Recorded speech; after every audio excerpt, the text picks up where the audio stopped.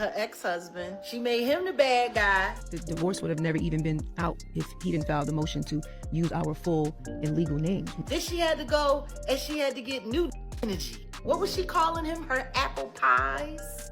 Have you seen my apple pies? Did you see my apple pie? Oh my God, you did a love scene with Leonardo DiCaprio. There, how was it shooting those scenes with Leo? It was just work. Girl. Who is Teyana Taylor sleeping with to get all these roles? Teyana Taylor winning that Golden Globe is the same reason why Halle Berry is the only black woman, or one of the few black women, with a Best Actress Oscar. Teyana Taylor's character in one battle after another is a stereotype, and I am kind of tired of hearing people try to argue otherwise. Two things can be true at the same time. Her character can represent a caricature and play into a stereotype. Sisters and little brown girls watching tonight, our softness is not a liability. Our depth is not too much.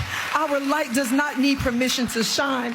We belong in every room we walk into. Our voices matter. Iman Shumpert just went off on Teyana Taylor after she sold herself to Leonardo DiCaprio and other white execs to satisfy their black fetish. No wonder she's out here winning these awards. Iman might have been a terrible husband, but baby, people are saying he has a point this time around. Word on the street is Aaron found out what Teyana was up to and wanted no part of that mess. And the crazy thing is, instead of Teyana denying the allegations Iman is making, she actually went around the allegations without actually addressing them. Okay, so this entire mess started not too long ago when the movie One Battle After Another, starring Leonardo DiCaprio and Teyana, got released. The movie was immediately met with serious backlash because of Teyana's character, Perfidia, a tough, smart black woman from a family of activists. She joins a radical group called the French 75 that fights against injustices. But here's the thing. Despite how strong her character was, she was reduced to nothing but a sexual object for the desire of white men. A lot of people said the film's portrayal of black women was poor, claiming that Teyana's character was overly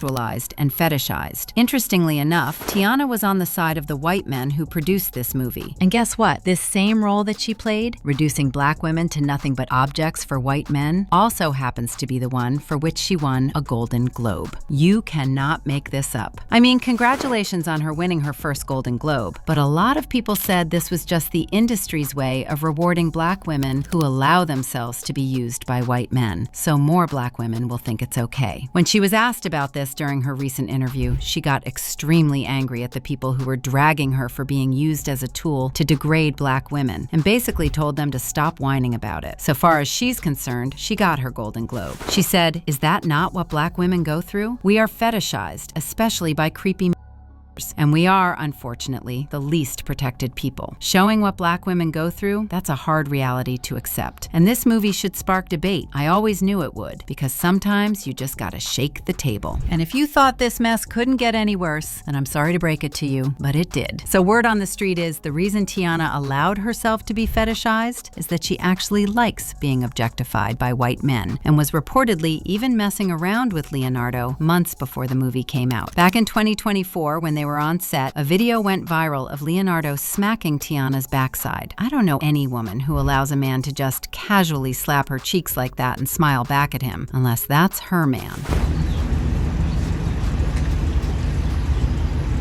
Right after this, they were seen getting cozy at the WME pre-Oscars party in Beverly Hills. Videos and photos show them chatting closely, with Leonardo wrapping an arm around her and placing his hand on her back. Now, this video right here was what really set the rumors off, and Teyana addressed them. However, she said that her and Leonardo's relationship was strictly platonic and professional, but no one believed her at all. I mean, we've all seen the videos, and there's nothing platonic about them. She said the reason Leo was holding her so closely was that he was helping her with a corny-ass cornbread stuck in her teeth. Girl, please. And get this, even after denying everything, they linked up just days after, when Teyana invited Leonardo to a party at her house. According to a source who spoke to Page 6, they were dancing very closely. They hung out the whole night, and they were pretty much in a corner together. Apparently, they were very flirty, but they were not seen holding hands, kissing, or showing other forms of PDA, especially since they were out in public. But don't let that fool you, because it was 3 a.m., they left together to an undisclosed location, probably to go and do the you-know-what.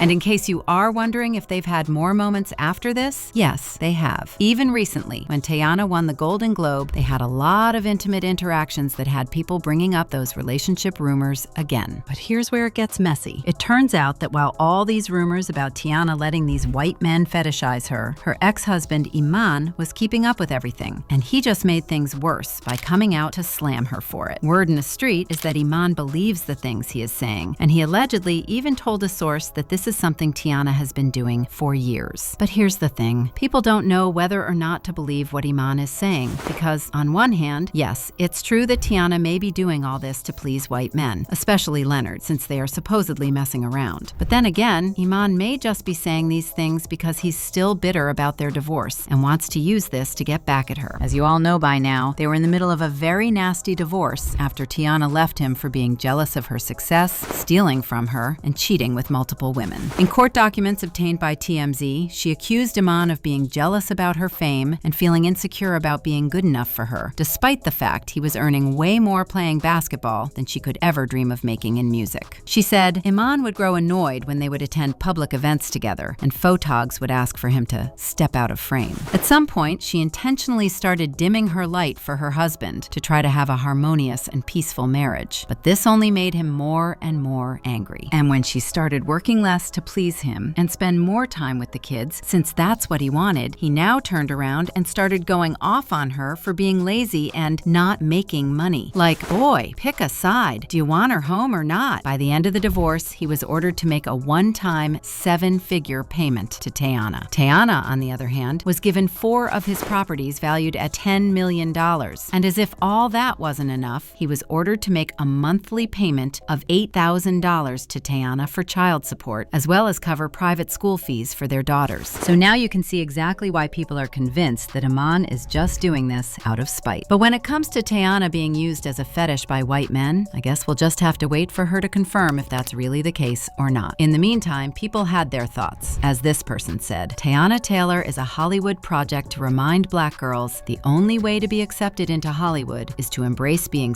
symbols, ratchet nymphos on our screens. Another person said, you don't find it strange that the only awards you are given are if you're playing a criminal or a combination of both? But now I want to know your thoughts. What do you think about Teyana allegedly allowing herself to be used by white men? And do you really think this whole thing is as deep as folks are making it seem? Let me know your thoughts in the comments below, and don't forget to click here to watch this other messy video.